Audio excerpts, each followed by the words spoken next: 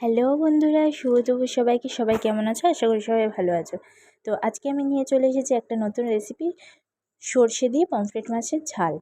তো প্রথমে মাছগুলোকে ভালো করে কেটে ধুয়ে নুন হলুদ মাখিয়ে 5 মিনিট মতো রেখে দিতে হবে। তারপরে তেল গরম হয়ে গেলে মাছগুলোকে এপিট ওপিট করে ভালো করে ভেজে নিতে হবে। আর ওইদিকে দেখো, সর্ষে আর পোস্ত দিয়ে কাঁচা লঙ্কা দিয়ে বেটে নিতে হবে। সর্ষেটা সামান্য দিলে হবে। এবার গরম তেলে সামান্য কালো জিরে ফোড়ন দিয়ে দিতে হবে। আর ওইদিকে সর্ষে পোস্ত বাটাতে সামান্য নুন আর হলুদ দিয়ে ভালো করে নাড়িয়ে নিয়ে গরম তেলে আস্তে আস্তে দিয়ে দিতে হবে। দেওয়ার পরে যখন দেখবে সর্ষে থেকে তেলটা ছাড়াতে শুরু করেছে, তখন একটু গরম জল দিয়ে দেবে। আর বেশিরভাগ রান্নায় গরম জলের ব্যবহার করলে টেস্টটা নাকি ভালো হয়।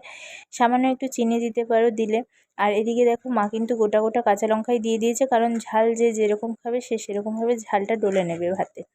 তো তোমরা দেখতেই পাচ্ছ ঝোলটাকে ভালো করে ফোটানো হচ্ছে। ফোটানোর জন্য একটু ঢাকা দিয়ে নেওয়া হয়েছিল কিছুক্ষণ, 5 মিনিট মতো ঢাকা দেওয়ার পরে যখন ঝোলটা অনেকটা শুকিয়ে আসলো আর ঝোলটা একটু গাঢ় গাঢ় হয়ে আসলো, তখন আস্তে আস্তে মাছগুলোকে দিয়ে দিতে হবে। পমফ্রেট মাছ যেহেতু খুব নরম মাছ, সেই জন্য পমফ্রেট মাছগুলোকে খুব সাবধানে ভাজতেও হবে আর তরকারি দিতেও হবে। তো এদিকে দেখো, সবকটা পমফ্রেট মাছগুলোকে দিয়ে দেওয়া হয়েছে।